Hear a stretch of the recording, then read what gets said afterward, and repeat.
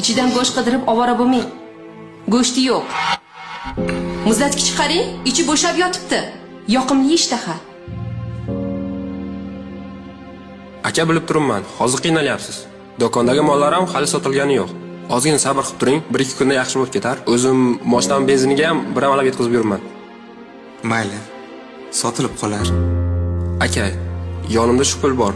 Shuni olib amallab turing. Sabr qilib turing, hammasi yaxshi bo'ladi. Shunisiga ham shukr. Rahmat. Xo'sh, nima qilmoqchisan? Erimni ishlari yaxshi emas deb ajrashmoqchimisan? Buni turmush deb qo'yibdi. Bir kun unda, bir kun bunda bo'ladi. Mundoq boshqalarning eriga o'xshab restoranga ham olib bormaydilar. Bunaqada yasha olmayman, oyi. Jim bo'l. Restoranga bormaganlarni uyga o't tushyaptimi? Erining ishlari sal orqasiga ketsa, orqasidan yomonlashga uyalmaysanmi? Bu yo'qchilik vaqtinchalik bo'ladi.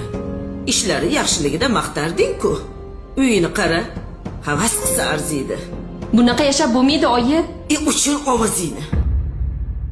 Vaqtida erimdan noliyverganim evaziga sen otasiz katta bo'lding. Dadang bizni tashlab ketmadi. Uni men o'zimdan sovutdim. Endi sen men qilgan xatoni takrorlamoqchisan. Bilib qo'y. Erni barakasi ayolni tilida bo'ladi.